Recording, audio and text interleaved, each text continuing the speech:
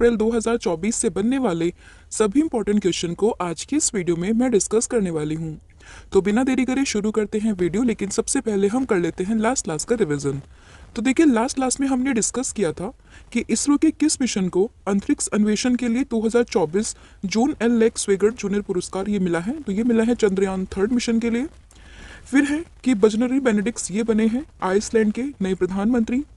फिर हाल ही में जारी WHO की रिपोर्ट के अनुसार हेपेटाइटिस बी और सी के मामले में भारत का स्थान ये है दूसरा। फिर राष्ट्रीय सुरक्षित मातृत्व दिवस ये कब मनाया गया है? तो ये मना है 11 अप्रैल को। फिर हाल ही में जारी ह्यूरॉन ग्लोबल यूनिकॉर्न इंडेक्स 2024 में सीट्स पर यह है आपका अमेरिका और तीसरे स्थान पर आता है इसमें भारत। फिर भारत ने लगातार कौन सी बार WTO में शांति खंड लागू किया है? तो ये क्या है? 5वीं बार। फिर विश्व रैंकिंग यानी कि जो वर्ल्ड यूनिवर्सिटी रैंकिंग होती है 2024 में भारत का सर्वश्रेष्ठ विश्वविद्यालय कौन सा है? तो इसमें है JNU, that is Jawaharlal Nehru university. फिर शक्ति संगीत और नृत्य महोत्सव का आयोजन ये कौन करेगा? तो ये करेगा संगीत नाटक अकादमी। फिर जलियांवाला बाग कांड हत्याकांड की कौन सी बरसी मनाई गई है? तो ये मनी है 105वीं। उसके बाद है कांग्रेस की पूर्व राष्ट्रीय अध्यक्ष जिसका नाम है सोनिया गांधी, इनको किस राज्य से राज्यसभा सांसद चुना गया है? तो ये चुनी गई है कहाँ से? राजस्थान से। तो ये था आपका लास्ट क्लास का रिवीजन। अब हम कर लेते हैं आज की क्लास की शुरुआत।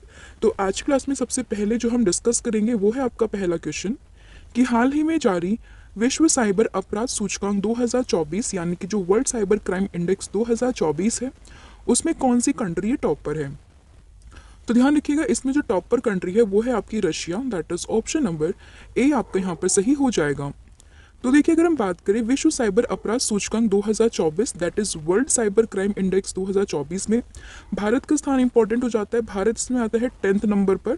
और वहीं अगर हम बात करें टॉप 3 कंट्रीज की तो इसमें शुमार है नाम किसका? रशिया का, यूक्रेन का, चीन का। अब देखो, इन दोनों में ही युद्ध चल रहे हैं, सबसे ज्यादा जो साइबर क्राइम है वो भी यहीं देखने के लिए मिलते हैं। तो ध्यान रखिएगा, रशिया और यूक्रेन ये टॉप पर है। फिर 3rd नंबर पर आता है चाइना और अमेरिका की बात करें इसका स्थान है 4था। अगर हम बात करें रशिया की तो देखिए, रशिया की राजधानी ये है मॉस्को। मुद्रा यहाँ की रूसी रूबल है। राष्ट्रपति जो है यहाँ की वो है व्लादिमीर पुतिन और जो यहाँ की प्राइम मिनिस्टर हैं उनका नाम है मिखाइल मिशुस्टिन। तो ये भी आपको इसमें ध्यान रखना है। अगर आप रशिया का मैप देखोगे तो रशिया जो है वो यूरोप और एशिया दोनों में लाई करता है। ये है आपका रशिया का मैप और नीचे आप इसकी नियर बाई कंट्रीज को देख सकते हैं। और रशिया जो है वो एग्जाम के पॉइंट ऑफ व्यू से काफ़ी इंपॉर्टेंट हो जाता है लोकेशन वाइज, क्योंकि आज अभी समय में मतलब ट्रेंडिंग टॉपिक क्या चल रहा है कि यूक्रेन और रशिया का युद्ध चल रहा है। तो उसके कॉन्टेक्स्ट में आपको रशिया की सारी इन्फॉर्मेशन पता होनी चाहिए। अगला क्वेश्चन है आपका, भारत में ईवी निर्यात करने वाली पहली बहुराष्ट्रीय कंपनी ये कौन सी बनी है? तो आपसे यहाँ पर पूछा है कि कौन सी आपकी मल्टीनेशनल कंपनी है यानी कि MNC है जो कि भारत से जो ईवी है वो निर्यात करेगी। तो आपको यहाँ बताना है कि कौन सी कंपनी है वो। तो सही आंसर इसका सिट्रोएन यानी कि ऑप्शन नंबर सी आपको यहाँ पर ध्यान रखना है। तो देखिए, सिट्रोएन की बात करें तो भारत से ईवी निर्यात करने वाली ये पहली बहुराष्ट्रीय कंपनी बनी है यानी कि पहली MNC ये बनी है। और ये फ्रांसीसी वाहन निर्माता कंपनी है। इसने इंडोनेशिया में made in India EC3 electric वाहन की 500 इकाइयों का निर्यात करके एक उपलब्धि हासिल की है, जो किसी भी बहुराष्ट्रीय कार निर्माता के द्वारा ईवी निर्यात का पहला उदाहरण यहाँ पर है। तो ध्यान रखिएगा, ये पहली ऐसी कार मैन्युफैक्चरर कंपनी बनी है जिसने ईवी ट्रांसपोर्ट मतलब ईवी को एक्सपोर्ट किया है। ठीक है। और यहाँ पर आपको ध्यान देने की हाल ही में टेस्ला के जो CEO हैं जिनका नाम है एलन मस्क, इन्होंने भारत में आने की घोषणा की है। और ये भी उम्मीद लगाई जा रही है कि भारत में टेस्ला की एंट्री होने वाली है, मतलब टेस्ला भी अब कहीं ना कहीं भारत में अपने कदम जमाने वाली है। तो ये इसको भी आपको ध्यान रखना है। और टेस्ला के CEO जैसे कि मैंने आपको बताया नाम है इनका एलन मस्क और ये पहली कंपनी बनी है। ये है आपकी सिट्रोएन जो कि फ्रांस बेस्ड कंपनी है। ठीक है। अगला क्वेश्चन है आपका, 15 अप्रैल 2024 से भारत और किस देश के बीच में संयुक्त सैन्य अभ्यास जिसका नाम है दस्तलिक का आयोजन ये किया गया है?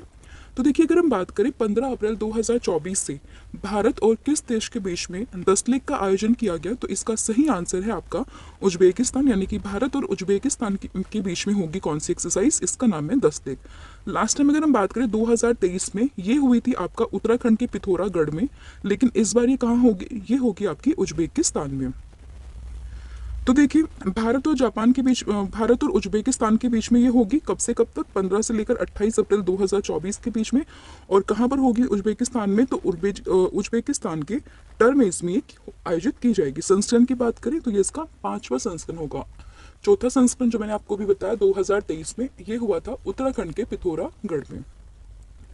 और इसमें भारतीय सेना की टुकड़ी में गढ़वाल राइफल रेजिमेंट के एक पैदल सेना बटालियन के सैनिक शामिल होंगे। और पहले संस्करण की बात करें, ये हुआ था नवंबर 2019 में। अगर हम बात करें उज्बेकिस्तान की, तो राजधानी इसकी ताशकंद है, मुद्रा इसकी उज्बेकिस्तानी सोम है और राष्ट्रपति इसके शौकत मिर्जियोव है। और यहाँ पर आप देख सकते हैं उज्बेकिस्तान की लोकेशन, नियर बाई कंट्री में कजाकिस्तान, तुर्कमेनिस्तान, तजाकिस्तान ये सब आते हैं। और यहाँ पर ये आपका रीजन होता है सेंट्रल एशिया का रीजन। फिर है हाल ही में किसे भारत में ब्रिटेन की पहली महिला उच्चायुक्त नियुक्त किया गया है? तो देखिए, अगर हम बात करें भारत में ब्रिटेन की पहली महिला उच्चायुक्त, तो ये नियुक्त हुई हैं अभी कौन? इनका नाम है Lindy Cameron, that is option number जो बी है, ये आपको यहाँ पर ध्यान रखना है। तो देखिए, ब्रिटेन ने भारत में अपनी पहली महिला उच्चायुक्त, इनका नाम है लिंडी कैमरून, इनको नियुक्त किया है। और यूके के राष्ट्रीय साइबर सुरक्षा केंद्र की पूर्व सीईओ हैं ये। और इन्हें भारत में देश की पहली महिला उच्चायुक्त, मतलब कौन से देश की? ये है ब्रिटेन की पहली बनेगी, लेकिन बनेगी कहाँ पर? भारत में। तो ये आपको ध्यान रखना है। और भारत द्वारा 1954 में विजय लक्ष्मी पंडित को लंदन में अपनी पहली महिला उच्चायुक्त जो है वो नियुक्त किया गया था। और कैमरून की बात करें, वो पहले इराक और उसके बाद अफगानिस्तान में भी अपनी सेवा दे चुकी हैं। तो आपको ध्यान रखना है, ब्रिटेन की जो पहली महिला उच्चायुक्त ये भारत में अपॉइंट हुई है, इनका नाम है लिंडी कैमरून। तो इम्पॉर्टेंट है, पहली महिला, इसलिए आपके एग्जाम के पॉइंट ऑफ व्यू से काफी नाम इम्पॉर्टेंट हो जाता है। अदर ऑप्शन को डिस्कस करें तो देखो, लिंडा याकारिनो ये जो है ट्विटर यानी कि जिसको आप एक्स के नाम से जानते हैं, उसकी ये सीईओ है वर्तमान में। और अगर हम बात करें नकोजी अंकोजी की, तो ये डायरेक्टर जनरल है किस चीज़ की? WTO की। तो ये भी आपको ध्यान रखना है। अभी आपका क्वेश्चन है साम्या सुलूक को कई बार मैम ने डिस्कस किया हुआ है, तो ये आप मुझे बताओगे कि साम्या सुलूक ये किस वजह से न्यूज़ में है। अगला क्वेश्चन है आपका, हाल ही में किस IIT संस्थान ने रोड ट्रैफिक के लिए एक नैनो सेंसर का अनावरण किया है? तो नैनो सेंसर की अगर हम बात करें, इसका अनावरण ये किया है IIT जोधपुर ने, दैट इज ऑप्शन नंबर जो ए है वो आपका यहाँ पर सही हो जाएगा। तो देखिए, IIT जोधपुर में रोग ट्रैकिंग के लिए नैनो सेंसर का अनावरण किया गया। और IIT जोधपुर के शोधकर्ताओं ने रोग की प्रगति में महत्वपूर्ण प्रोटीन जिसका नाम है साइटोकिन्स का तेजी से पता लगाने के लिए एक नैनो सेंसर यहाँ पर विकसित किया है। उद्देश्य क्या है इसका? तो उद्देश्य देरी से निदान और रोग की प्रगति में प्रारंभिक चेतावनियों के अभाव के कारण होने वाली उच्च मृत्यु दर से निपटना, ये इसका बेसिकली यहाँ पर पर्पस रहने वाला है। अगला क्वेश्चन है आपका, हाल ही में मानव अंतरिक्ष उड़ान का अंतर्राष्ट्रीय दिवस ही कब मनाया गया है? तो अगर हम बात करें मानव अंतरिक्ष उड़ान का अंतर्राष्ट्रीय दिवस, तो ये मनाया गया है 12 अप्रैल को, दैट इज ऑप्शन नंबर जो बी है, ये आपका यहाँ पर सही हो जाएगा। तो देखिए, मानव अंतरिक्ष उड़ान का अंतर्राष्ट्रीय दिवस ये मना है 12 अप्रैल को। और संयुक्त राष्ट्र महासभा ने 7 अप्रैल 2011 के अपने प्रस्ताव में 12 अप्रैल को अंतर्राष्ट्रीय मानव अंतरिक्ष उड़ान दिवस के रूप में घोषित किया था। और वहीं अगर हम बात करें, 4 अक्टूबर 1957 को पहला मानव निर्मित पृथ्वी उपग्रह जिसका नाम है स्पुतनिक 1, ये बाहरी अंतरिक्ष में लॉन्च किया गया और जिसमें अंतरिक्ष अन्वेषण का रास्ता खुल गया था। और अगर हम बात करें 12 अप्रैल की, तो 12 अप्रैल को इसी दिन 1961 में जो यूरी गागरिन थे वो पृथ्वी की परिक्रमा करने वाले पहले मानव बने थे। तो इसीलिए इस दिन को हम मनाते हैं मानव अंतरिक्ष उड़ान का अंतर्राष्ट्रीय दिवस।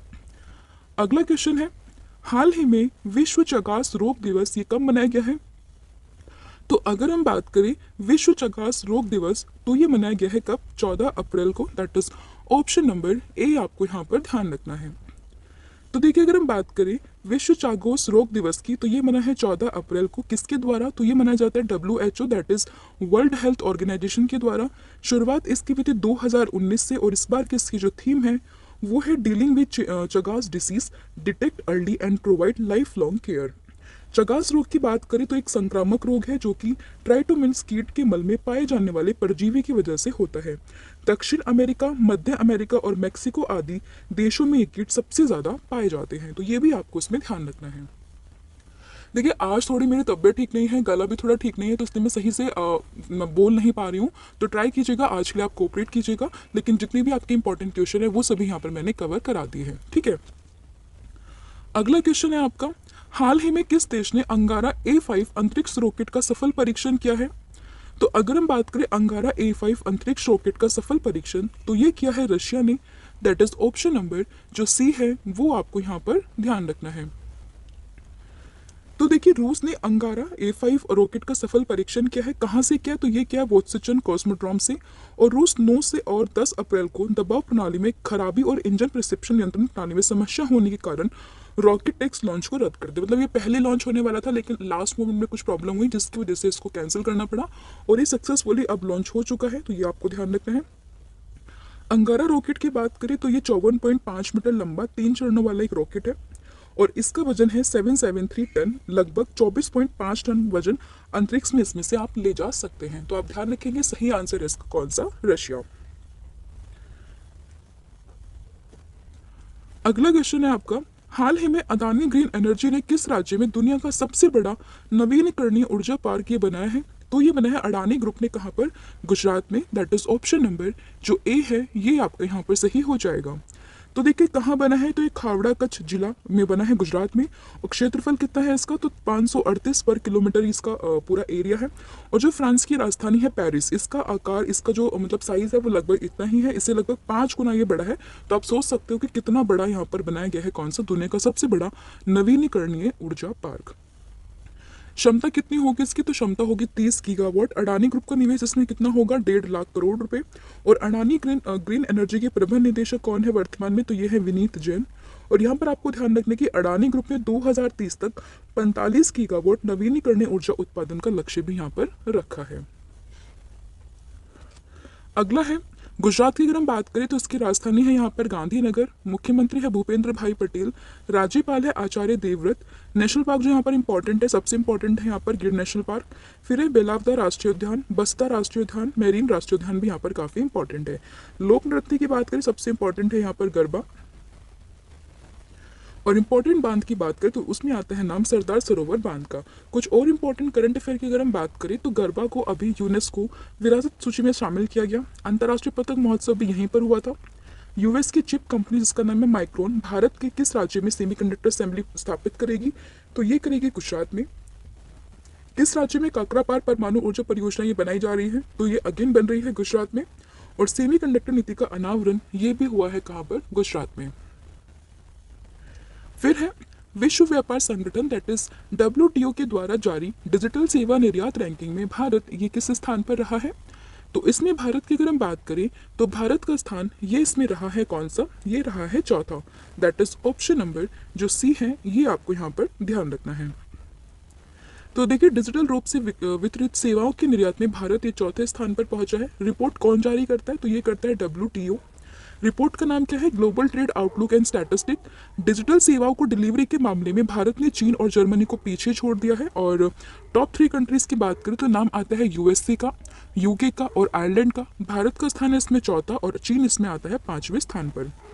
तो देखिए, भारत ने डिजिटल रूप से वितरित सेवाओं के निर्यात में 17% की छलांग लगाकर $257 बिलियन का रिकॉर्ड बनाया है। और डिजिटल रूप से वितरित सेवाओं का वैश्विक निर्यात 2023 में $4.25 ट्रिलियन तक ये बढ़ गया था। तो ये भी आपको इसमें ध्यान रखना है। तो ये थे आपके इंपॉर्टेंट क्वेश्चंस आज के, जिसमें हमने टोटल 10 क्वेश्चंस को डिस्कस किया है। अब हम डिस्कस कर लेते हैं, रिवाइज कर लेते हैं स्टैटिक जीके को। तो देखिए, चंद्रमा पर कदम रखने वाला पहला व्यक्ति तो ये थे नील आर्मस्ट्रॉन्ग। मनुष्य शरीर में सबसे छोटी हड्डी कौन सी होती है? तो ये होती है स्टैपीज। और सबसे छोटी तो होती है स्टैपीज, लेकिन आपको बताना सबसे बड़ी हड्डी कहाँ पर होती है और क्या नाम होता है इसका आप मुझे कमेंट सेक्शन में नाम बताओगे। सूर्योदय का देश ये कौन सा है? तो ये है जापान। सबसे प्राचीन वेद है यहाँ पर ऋग्वेद। सर्वप्रथम किसने सम्राट अशोक के अभिलेखों को पढ़ा? तो ये थे जेम्स प्रिंसेप। भारत का शेक्सपियर किसे कहते हैं? तो ये कहते हैं कालिदास जी को। इंसुलिन का प्रयोग कौन सी बीमारी के उपचार में होता है? तो ये होता है डायबिटीज, दैट इज मधुमेह में। शहीद आजम के नाम से किसको जानते हैं? तो ये जानते हैं भगत सिंह को। इंकलाब जिंदाबाद का नारा तो ये भी दिया था भगत सिंह को, मतलब भगत सिंह ने ही दिया था। और विश्व रेड क्रॉस दिवस ये मनाते हैं 8 मई को। तो ये आपको इसमें ध्यान रखना है। लास्ट में हमने डिस्कस किया था आपसे कि हाल ही में कहाँ पर सागर कवच 2024 तटीय सुरक्षा अभ्यास ये हुआ है? तो ये हुआ है लक्षद्वीप में। और आज का आपका क्वेश्चन है, अप्रैल 2024 में विप्रो का नया CEO ये कैसे बनाया गया है? तो इसका आंसर आप मुझे कमेंट सेक्शन में